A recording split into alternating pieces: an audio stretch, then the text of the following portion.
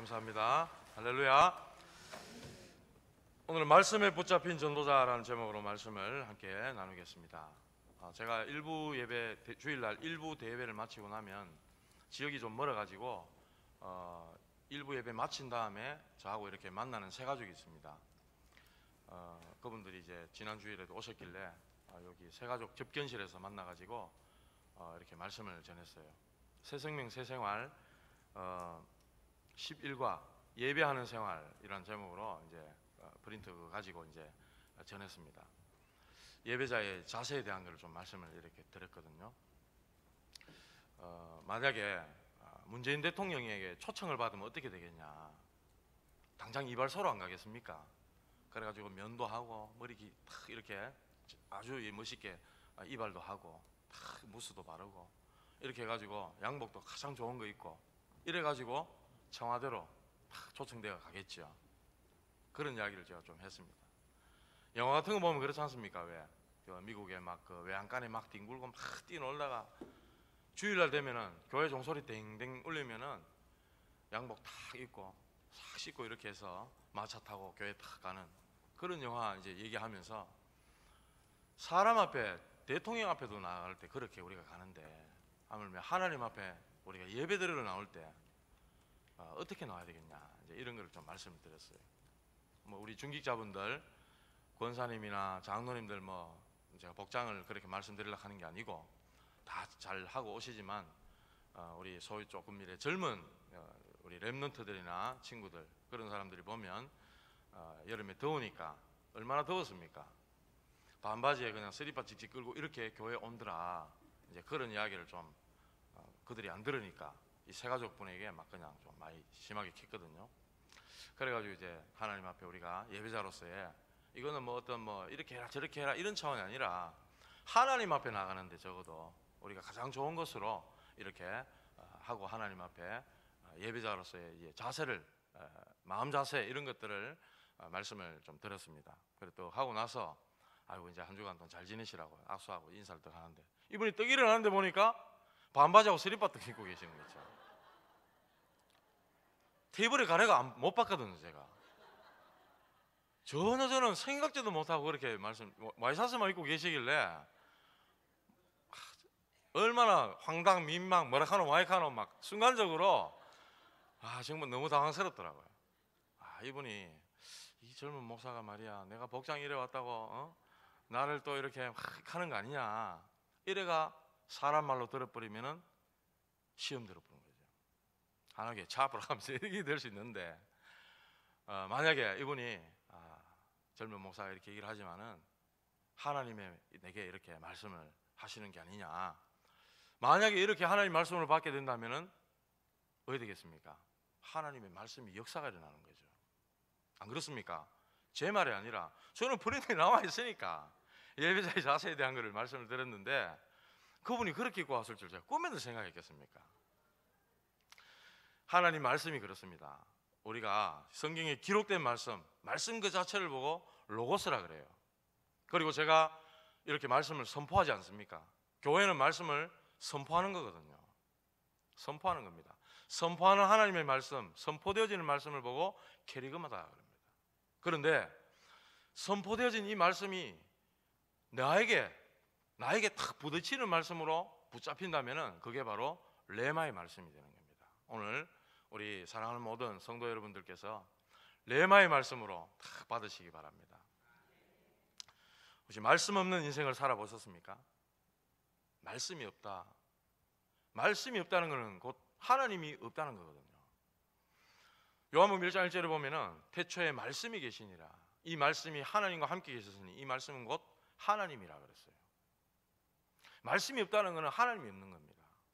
저는 하나님이 없이 말씀 없이 약 한 30여 년을 막 방황했어요. 하나님이 필요한지도 몰랐어요. 하나님이 진짜 있나? 뭐 그런 거에 대한 질문, 의문 조금도 가지지 않았어요. 어딨노? 이렇게 하고 그냥 살았죠. 그랬는데 제게는 굉장한 이 대물림 되어지는 영적 문제, 조급증, 급한 성격, 그리고 불면증, 잠이 안 오니까 막 누웠다 가면은 공상, 망상, 상상 막 이 나래를 막 펼치는 겁니다. 엄한 막 상상의 나래를 펼치니까 잠이 안 오는 거예요. 그러니 술을 먹어야 되는 거예요. 늘. 냉장고 열면, 자취할 때가 있었는데 냉장고 열면 소주병만 칵 들었었어요. 한참에 다 먹는 건 아니고 하루에 한 병씩 먹어야 그냥 막 맨정신이 아니고 그냥 딸딸 이러가 잠이 오는 거예요. 늘 그랬습니다. 참 감사하죠. 알코올 중독자가 안 된 게 참 감사하죠. 진짜 그랬습니다. 그리고 저는 죽는다는 것, 종말이 있다 하는 것, 여기에 대한 불안, 두려움이 늘 있었어요. 그러니까 미래에 대한 두려움이 늘 있는 겁니다. 미래에 대한 이 불확실과 이 불안감이 내 마음속에 늘 있는 거예요. 그러니 얼마나 힘들었겠습니까? 완전히 영적인 고아요, 영적인 장애인이요, 영적인 거지로 그렇게 살았어요. 뭐 육신적으로도 거지였습니다만은 영적으로도 굉장히 거지였어요. 전혀 말씀 없이 살았기 때문에 얼마나 그게 고통스럽고 어렵고 힘든 건지 저는 압니다. 그러다가 친구 따라 교회 갔죠. 뭐 일찍이 저희 집은 다 가출한 집안이라 외로우니까 친구 가니까, 교회 가니까 친구 있고 여학생도 있고 오빠 약하지 이러니까 좋은 거예요. 그런 게 일단 외로움이 끝나는 거예요. 교회 가서 가방 던지고 하루 종일 노는 거예요. 그래가 아버지한테 이제 혼나기도 하고 막 그런 어려움이 있었습니다만은 전혀 복음은 잘 모르고 그냥 종교 생활로서 교회를 왔다 갔다 한 겁니다. 그러다 보니까 교회가 또 막 싸우기도 하고 제 친구가 친구 아버지가 목사님이었어요. 그게 그런데 막 안수 집사님하고 친구하고 막 치고받고 싸우고 이러는 거예요. 그러니 복음도 모르는데 제 인생도 참 힘든데 차 앞으로면 내가 등에 무슨 교회를 다니겠노 하고 이제 또 세상 속으로 들어갔죠. 세상에 또 더 나가도 평안이 있습니까? 기쁨이 있습니까? 방황하는 거죠. 굉장히 그런 어렵고 힘든 시간들을 보냈었습니다. 그러다가 또 다른 친구의 권유로 교회를 이렇게 나오게 되고 다락방, 전도 훈련, 합숙 훈련 이런 걸 통해서 어느 날 제게 말씀을 통해서 다가오시는 그리스도를 인격적으로 저는 체험하게 됐어요. 주님을 만났단 말이죠. 얼마나 하나님께 그런 질문이 나왔어요. 하나님, 도대체 나 같은 거를 뭐 하려고 하나님 구원하셨습니까? 도대체 나 같은 쓰레기 같은 인간을 뭐 하려고 하나님, 뭐 때문에 나를 구원하십니까? 막 감사가 막 나오는 거예요. 감격이 터지는 거예요. 평안이 밀려오는 거예요. 얼마나 세상에 어떤 거 없어도 괜찮은가 같더라고요. 세상에 모든 것 다 없어져도 주님만 계시면 살겠더라는 거예요. 살겠던 거예요. 그런 어떤 마음에 하나님이 은혜를 주시는데 그게 이제 한 20여 년쯤 됐죠. 지금까지 쭉 왔는데 하나님께서 이렇게 은혜를 주시고 이렇게 축복을 하시는 겁니다. 알고 있습니다. 저는 하나님이 나를 구원하셨구나. 하나님이 나를 저 어두운 가운데서 끄집어내서 주의 종 목사로 세우시고 하나님이 은혜를 주셔가지고 말씀을 전하도록 그렇게 하나님이 인도하시는 거구나. 얼마나 감사한지 모릅니다. 말씀이 부딪혀오면서 제게 딱 붙잡히는 게 있었어요. 하나님 말씀이었어요. 그동안 제가 불안했고 종말과 죽음에 대한 늘 이런 어려움이 있었는데 거기에 대한 게 딱 붙잡힌 게 있었어요. 뭐냐? 마태복음 24장 14절 이 천국 복음이 모든 민족에게 증거되기 위하여 온 세상에 전파되리니 그제야 끝이 오리라. 제가요 하도 이 하나님 은혜가 감사하고 말씀이 좋고 하니까 막 A4 용지에 이거 접어가지고 막 성경 막 구절 적어가지고 주머니 넣고 다녔습니다. 너덜너덜 떨어질 때까지. 그래서 지금 막 암송하고 외웠던 성경 말씀들이 지금 제가 암송하고 있는 말씀들이 굉장히 그때 들고 다니던 게 엄청나게 많은 도움이 많이 되더라고요. 전혀 몰랐습니다. 말씀이 그렇게 살아서 역사하는지를. 하나님 말씀은 약 7,000가지가 예언이 되었다고 합니다. 근데 다 성취가 됐대요. 가장 중요한 게 뭐냐면은 구약 성경은 우리를 위해서 메시아 그리스도를 보내겠다는 약속입니다. 그리고 신약은 그 그리스도께서 오셨다는 거예요. 그래서 이 성경은 예언서, 우리에게 언약으로 주신 하나님의 말씀입니다. 그게 바로 성경이라는 거죠. 그래서 저와 여러분들은 이 말씀의 흐름을 따라가야 되고 또 말씀에 붙잡히는 사람이 되어야 되는 겁니다. 오늘 여기 보면 본문에 바울이 나옵니다. 우리가 바울을 잘 알죠. 바울은 그리스도를 만나기 전에 어떤 사람이었습니까? 여기 만약에 혹시 바울만큼 많이 배우신 분 아마 잘 안 계실 겁니다. 바울은요, 세계를 움직이는 학문의 리더였습니다. 그리고 차세대 유대인의 지도자였어요. 그는요, 여러 언어에 능통했던 철학자요 율법학자였습니다.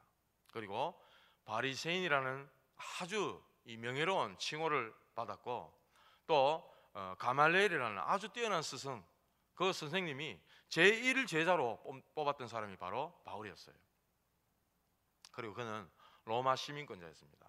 당시에 이 로마는 워낙 뛰어난 그런 집안의 사람들에게는 로마 시민권을 줍니다. 지금으로 치면 미국이 이 사람 아주 뛰어나고 괜찮은 사람이니까 불러가지고 영주권, 시민권을 주듯이 바울이 바로 그런 인물이었다는 겁니다. 일단 바울은요, 보통 사람이 아니었습니다. 이스라엘의 최고 가문에서 태어나가지고 부와 명예 다 가진 거예요. 거기다 그러니까 아주 이 자신감, 확신 이런 것들이 꽉 차 있었던, 장래가 앞길이 보장되어 있던 그런 청년이었습니다. 저는 연예인 잘 모릅니다만은 엑소하고 빅뱅하고 이러던데, 빅뱅의 탑이라고 최승현 씨, 얼마 전에 보니까 그 군대 가가지고 이렇게 의식을 잃고 이랬는데, 알고 보니까 대마초 이런 거 하고 약물 이런 거를 과다로 해가지고 의식을 잃어가 제대시킨다 하는 이런 뉴스가 막 나오고 이러더라고요. 인기인 아닙니까? 비단 대마초만 했겠습니까? 드러난 게 그거겠죠. 그렇게 인기가 있고 부와 명예를 가졌는데 왜 약물에 의존할까요? 우리 잘 알지 않습니까? 엘비스 프레슬리라든지 한 시대에 풍미했던 마릴린 monroe라든지 마이클 잭슨이라든지 이런 사람들이 얼마나 인기가 있고 얼마나 많은 걸 누렸습니까? 전용 자동차 헬기가 있었고요. 그분들이 공연이라든지 광고 같은 거 한번 찍으면은 일반 사람들은 평생 가도 만지지 못하는 그런 천문학적인 돈을 받았다는 거예요. 엄청난 부와 명예, 인기. 그런데 그 사람들이요, 전부 다 한결같이 30, 40대에 약물 과다 복용으로 다 요절했어요. 뭘 말하는 겁니까? 인기와 모든 거 다 가졌는데 그걸로 참된 만족, 참된 평안이 없다는 말입니다. 그래서 들켜가지고 교도소 가기도 하고 일찍 죽기도 하고, 가진 것, 배경, 명예 그런 것들이 진짜 참된 행복을 가져주지 못한다. 바울이 그거를 알고 있었어요. 자기 속에 깊은 것에 대한 답이 나오질 않는 겁니다. 어떤 학자들은 바울이 간질이 있었다, 선교여행을 다니다가 말라리아에 걸렸다, 눈에 안질이 있다, 여러 가지 어떤 이야기들을 하고 있습니다만은 그게 아닙니다. 바울은요, 아무도 해결해 줄 수 없는 자기만의 문제를 가지고 있었던 겁니다. 이런 바울이 모르고 예수 믿는 사람들을 핍박한 겁니다. 예수 믿는 사람들을 핍박한 겁니다. 우리는요, 잘한다고 하는데 틀린 게 얼마나 많습니까? 가장 많이 배운 사람이 가장 잘한다고 하는 것이 가장 하나님과 반대되는 것, 가장 틀린 걸 하는 거 있죠. 우리에게도 이런 게 많습니다. 예수 믿는 사람 잡으러 가다가 그리스도를 만나게 됩니다. 다메섹 도상에서 주님이 바울에게 직접 나타나셨어요. 사울아 사울아, 네가 어찌하여 나를 핍박하느냐? 주여 누구십니까? 나는 네가 핍박하는 예수라. 바울이 얼마나 큰 충격을 받았겠어요. 바울이 그리스도의 이 영광의 빛 앞에 완전히 무릎을 꿇습니다. 완전히 무릎을 꿇습니다. 그리고 그에게 영적인 세계의 변화가 일어나기 시작하는 겁니다. 너는 이스라엘 자손들과 또 임금들과 이방인들에게 내 이름을 증거하기 위하여 택한 나의 그릇이라, 그렇게 말씀하셨어요. 그리고 이 바울은 구약 성경의 모든 의문점이 다 풀리는 그런 하나님이 주시는 은혜를 체험하게 됩니다.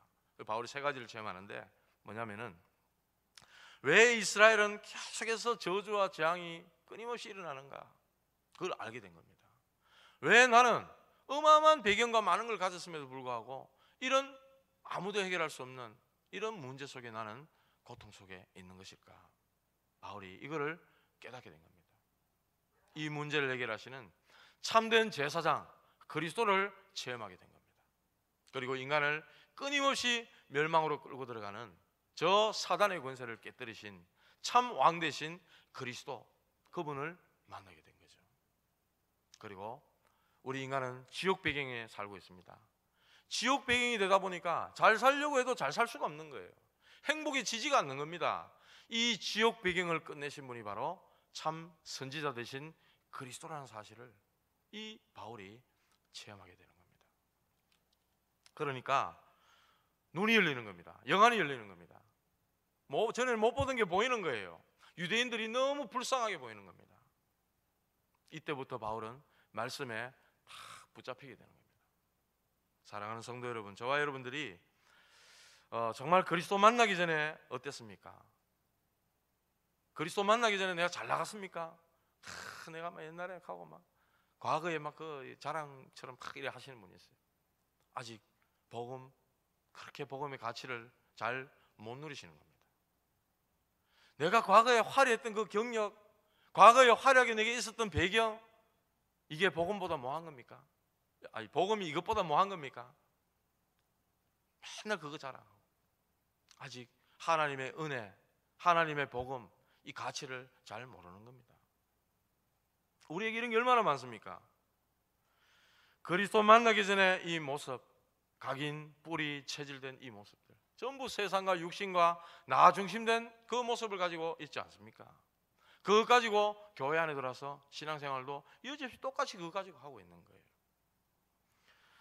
바울은 뭐라 그랬습니까? 배설물로 여긴다 그랬습니다. 자기에게 있는 모든 걸 배설물로 여긴다. 나는 죄인 중에 괴수라. 그리고 나는 날마다 죽노라 그랬어요. 내가 그리스도 예수께 잡힌 바 된 그것 잡으려고 달려간다. 위에서 부르신 부름의 상을 향해 달려간다. 오직 표대를 향해 간다. 우리의 시민권은 하늘에 있다 그랬어요. 바울은 이런 영적인 세계의 변화가 일어나기 시작한 겁니다. 말씀에 붙잡히고 나니까. 제가 좀 아팠습니다. 쩔뚝쩔뚝거리고 막 이렇게 다녔어요. 허리를 좀 다쳐가지고 여러 군데 막 이렇게 병원도 다니고 이랬는데 차도가 없더라고요. 그래서 담임 목사님께서 보다 안 되셨든지 다 치료하고 좀 제대로 나서갖고 사역을 하든지 뭐 이렇게 하라고 막 긴 휴가를 이렇게 주실 뻔 하셨죠. 그렇게 말씀하셨답니다. 그래가지고 제가 이래가 안 되겠다. 제가 그랬거든요.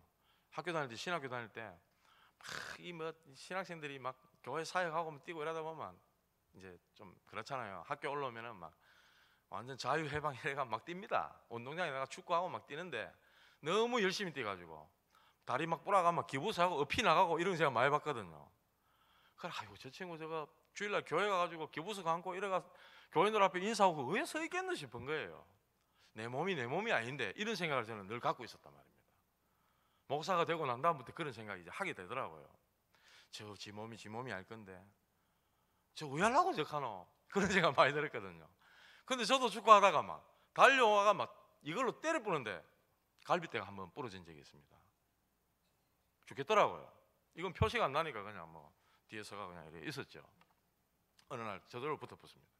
그런데 이 아프고 나니까 막 절고 다니고 이러니까 보게도 안 됐고 저 스스로도 그렇고 이게 빨리 나아야 될 건데 하나님 무슨 계획이 있지? 이런 생각, 이런 기도를 하면서도 잘한다, 뭐 용하다, 이 뭐 한의원 잘한다 하는데 다 찾아다니는데 낫지를 않는 거예요. 목사님이 딱극하고 쉬고 나니까 저거 빨리 나서도록 휴가를 줘라, 막 이런 식으로 말씀하셔서 정신이 버뜩 들어가지고요.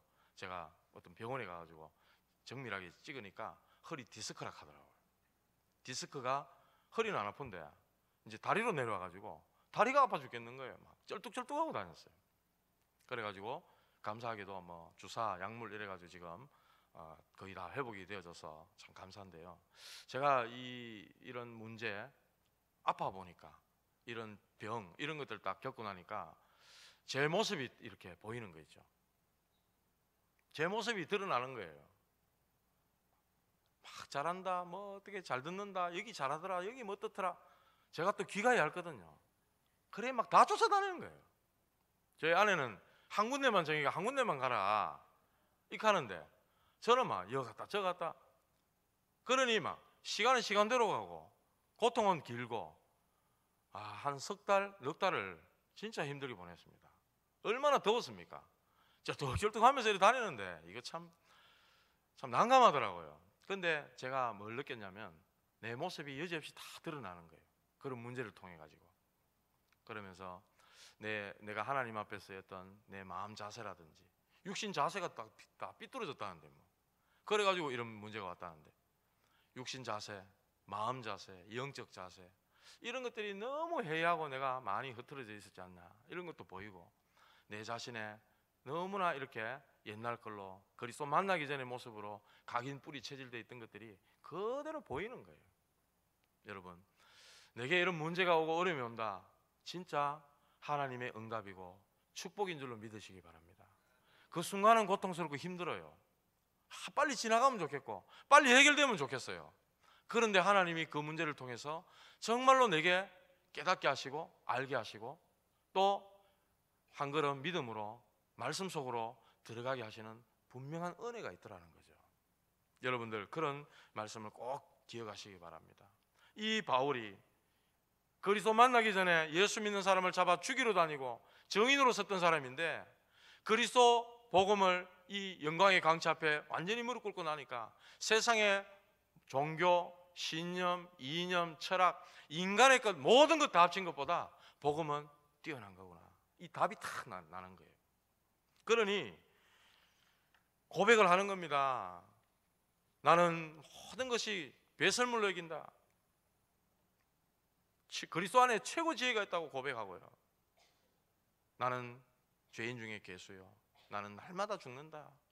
그리스도 손에 잡힌가 그거 잡힌가 그거 잡으려고 달려간다. 그런 고백을 하는 겁니다. 이 바울이 그리스도를 만나고 나니 이제 말씀에 붙잡힌 바울이 되는 겁니다. 말씀에 붙잡히게 됐어요. 그렇게 되니까 하나님의 말씀에 붙잡히니까 왜 됩니까? 5절에 이래 나옵니다. 5절 중반에 바울이 하나님의 말씀에 붙잡혀 유대인들에게 예수는 그리스도라 밝히 증언하니, 예수가 그리스도이심을 밝히 증거하게 되는 겁니다. 저와 여러분들이 말씀에 잡히면은 예수가 그리스도임을 증거하게 되어 있는 겁니다. 내 자랑 내 고백이 아니에요. 나를 이래 변화시키시고 내게 역사하시고 내게 은혜 주신 예수 그리스도가 증거되게 되어 있다 이 말입니다. 말씀이 성취되어 오기 시작합니다. 그런데 보니까 6절에 보니까 이래 나옵니다. 그들이 대적하여 비방하거늘. 대적자가 또 일어나요. 막 비방을 해요. 이 마귀가 속이는 겁니다. 왜 우리 연세 드신 분들은 좀 제 세대나 위에 계신 어르신들 알 것 같네요. 옛날에 타잔 영화 있었지 않습니까? 하는 그 정글에서 빤스 타고 칼 차고 이렇게 다니는 이 타잔 영화 같은 데를 보면요, 물 속에 뭐 이래 뭐 사람이 빠지거나 뭐가 하나 툭 빠지면 어김없이 누가 기득합니까?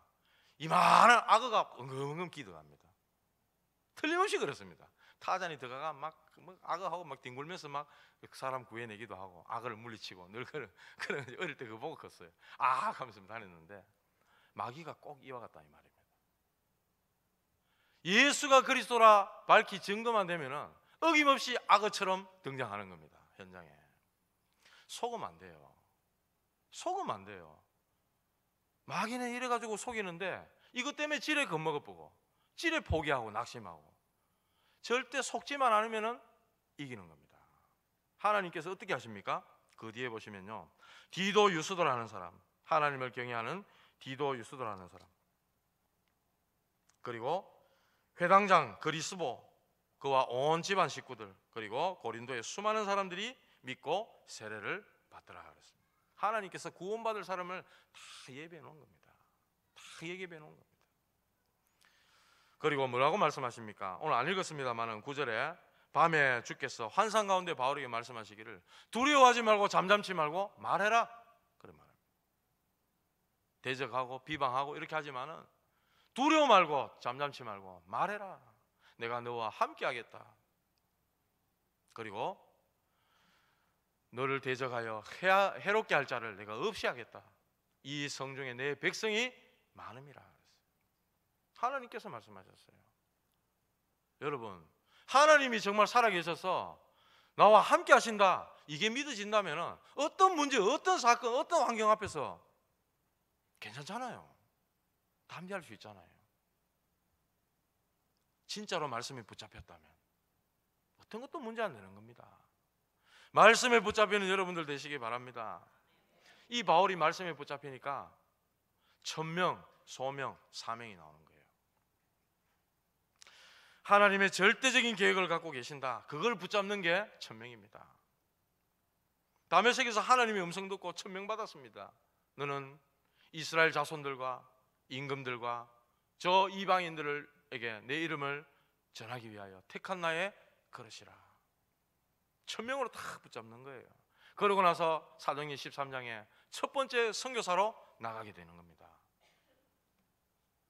아무리 신앙생활을 해도 응답이 없던 모세, 그는 헤스페리오 제국대학을 나왔고 어마어마한 배경을 가졌습니다.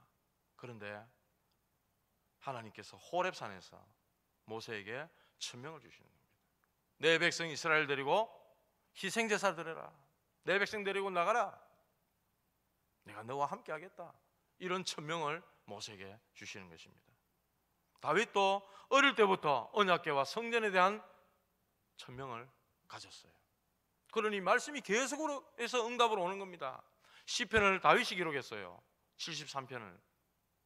시편 73편만 기록한 게 아니고 150편 중에 총 73편을 다윗이 기록했다 이 말입니다.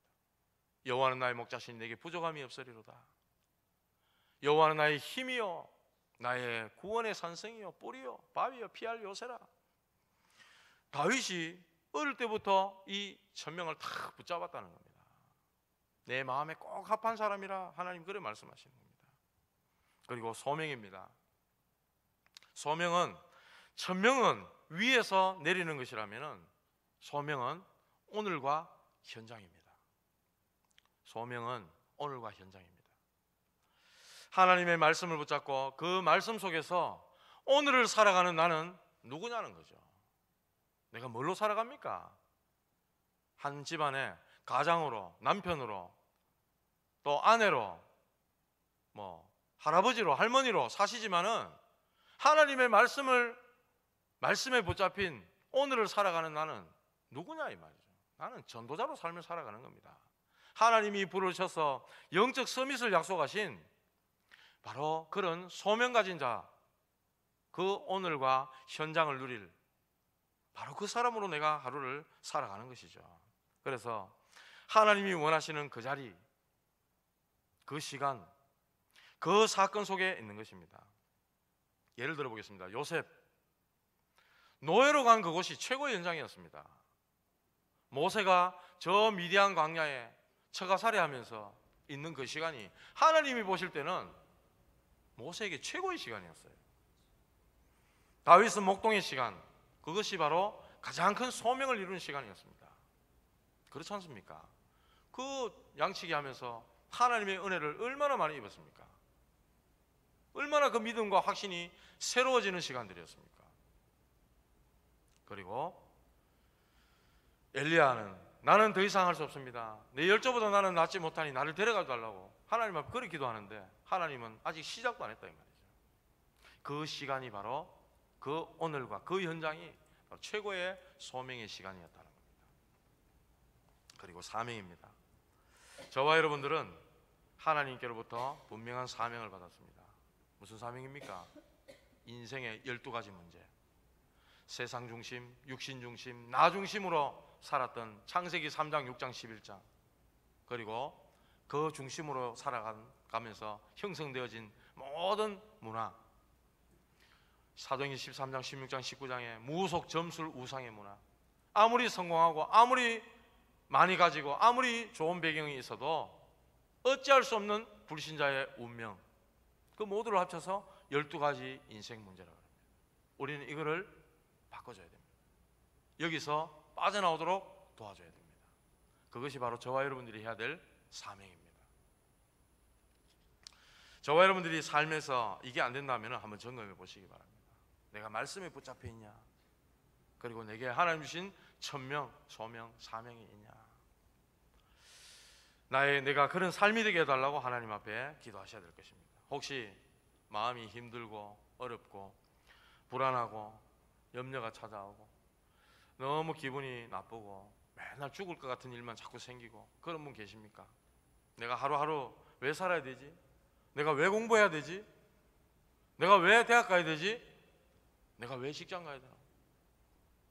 내가 맨날 남편이 밥이나 해주고 아들 뒤치다거리나 하고 이래 살아야 되나?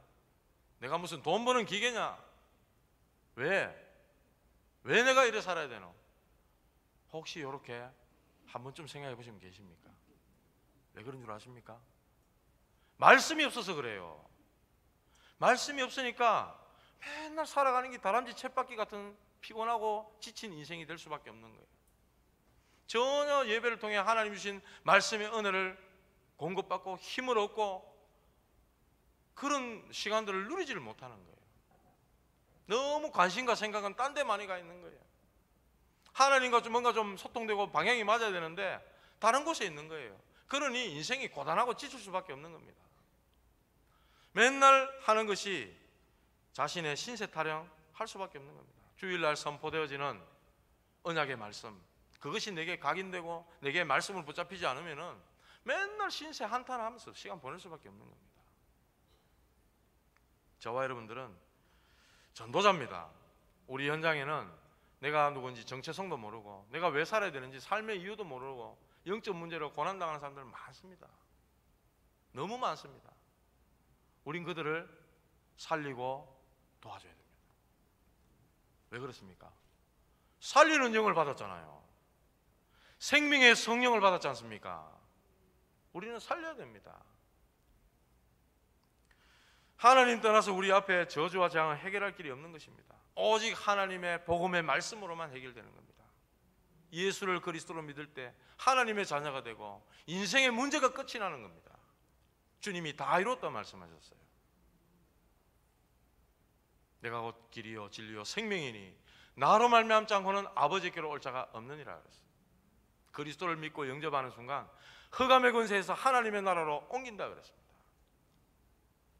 진실로 내 말을 믿고 나 보내신 이를 믿는 자는 영생을 얻었고 심판에 이르지 아니하느니 사망에서 생명으로 옮겼느니라. 너 이런 어둠 흑암의 구렁텅이에 빠졌는데 예수 믿는 순간 끝난다. 이런 생명과 능력의 말씀, 이게 우리에게 분명히 있음에도 불구하고 맨날 율법에 막 완전 두드려 패고 막 지기고 막 이런 말씀에 막 매여 있는 사람이 있어요. 확 눌려가지고. 저와 여러분들은 이런 복음의 말씀, 이런 성경 구절 읽어주고 읽고 듣고 묵상하도록 만들어가지고 살려줘야 됩니다. 유대인들은요 바른 말 한다고 하는 게 사람 죽이는 말이었어요. 예수님께 맨날 시비 걸고. 우리는, 저와 여러분들은 살리는 말 하시기 바랍니다. 살리는 사람 되시기 바랍니다. 주님의 말씀은 우리를 살리는 말씀입니다. 생명을 주는 말씀입니다. 능력을 주는 말씀입니다. 그래서 현장에 고난당하는 분들, 저와 여러분들이 다 살려내야 됩니다.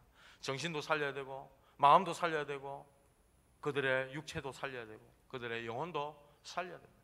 우리가 어떻게 합니까? 하나님의 말씀이 그렇게 할 수 있습니다. 하나님의 말씀은 살아있고 활력이 있어 좌우의 날선 어떤 검보다 예리하여 우리의 혼과 영과 및 관절 골수를 찔러 쪼개기까지 한다 그랬어요. 그게 하나님의 말씀입니다. 말씀의 능력입니다. 저는 봤습니다. 교회 안에서 하나님 말씀이 들어가니까 ADHD 판정받고 뭐 의사가 안 된다 하고 이상한 애들이 얼마나 멋있게 잘 자라서 랩넌트로 커가지고 랩넌트 대회 왔더라고요. 잘 왔다. 저는 그런 친구들 봤어요. 어릴 때는 참 말로 다 하기 힘들 막 누가 저거 감당하겠노 이런 아이들이었는데 말씀이 들어가 보니까 아이들이 바뀌더라고요. 아이들이 달라져 보더라고요. 저는 그런 사람을 많이 봤습니다. 복음이 정말로 깨달아지고 하나님 말씀이 들어가면 인간이 뭔지, 내가 누군지, 뭐 어디에 살아야 될지, 뭘 남겨야 될지 알게 되어 있는 겁니다. 그게 뭡니까? 복음으로 답이 났다고 얘기하는 겁니다. 우리 뭘 남겨야 되겠습니까? 호랑이는 가족을 남기고 사람은 이름을 남겨야 되는데 저와 여러분은 뭘 남겨야 됩니까? 복음 전하는, 전도하는 후대, 제자를 남겨야 되는 겁니다. 할렐루야. 복음으로 답이 난 사람들은 예배에 생을 거는 겁니다. 왜? 이 예배를 통해서 하나님은 우리에게 은혜를 주시고 힘을 주시고 각인을 치유하시고 우리에게 또 소망을 주시고 예배자로 하나님 앞에 나갈 때 하나님께서 모든 문제를 해결하신다는 사실을 알기 때문이죠. 그리고 하나님의 소원은 전도하고 선교하는 것, 후대를 세우는 일을 가장 가치 있게 여기게 되어지는 것입니다. 말씀을 맺겠습니다. 예수님이 묻습니다. 너희도 가려느냐? 막 무리들 중에 제자들도 막 떠나가고 이러니까 너희도 가려느냐 물었어요. 그러니까 베드로가 이런 말합니다. 주여, 영생의 말씀이 주께 있사온즉 우리가 누구에게로 가오리까? 영생의 말씀이 하나교회 강단에만 있는 건 아니지만 영생의 말씀이 주님께 있다 그랬습니다. 그래서 주님이 나를 따라오너라 내가 너희로 사람 낚는 어부가 되게 하리라 그랬잖아요. 말씀 따라가는 여러분들 되시기 바랍니다. 신명기 8장 2절 3절에 이렇게 말씀하십니다. 40년 동안 광야길을 걷게 하신 것을 기억하라 그랬어요. 우리를 낮추시려고 하는 하나님의 뜻이 있다는 겁니다. 네. 오직 복음되게 하려고. 광야교회 이 교인들이 목이 뻣뻣한 거예요. 만나주고 뭐 메추라기 주고 타먹이 주고 뭐 홍해 가르고 전거 다 보여줘도 그때는 춤추고 할렐루야 좋다 하더만 시간 지나보면 원망 불평, 모세를 대적하고 하나님 대적하고 목이 뻣뻣한 거예요. 하나님께서 40년 동안 광야길을 가게 하십니다. 일주일 만에 가는 길을.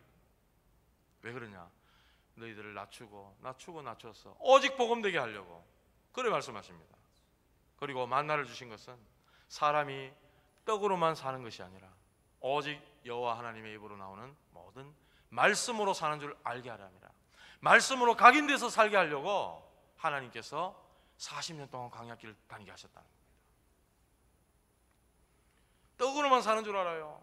돈만 있으면 되는 줄 알아요. 우리 아이들 랩런트들에게도 그런 게 들어가 있어요.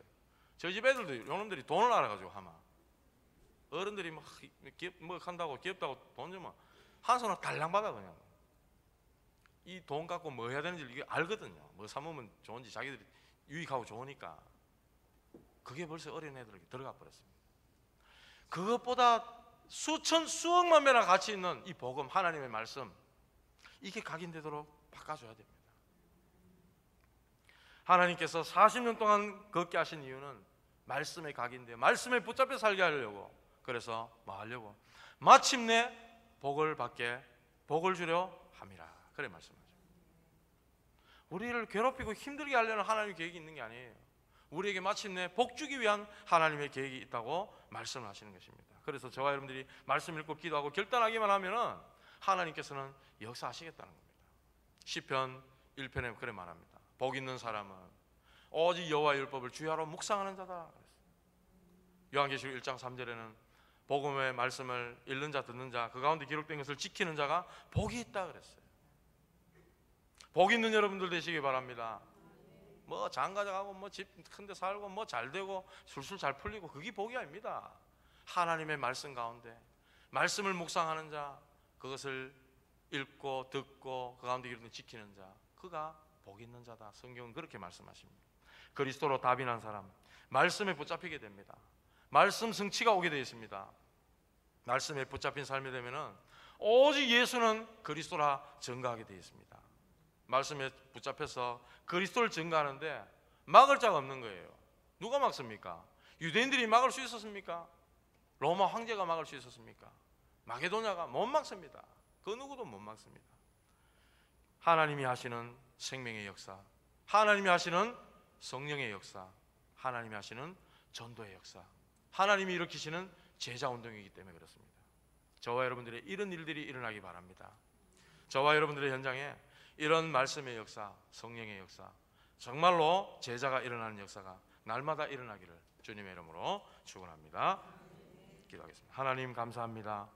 오늘 모인 우리 하나교회 모든 성도들에게 하나님 이 말씀을 주셔서 선포하고 증거하였습니다.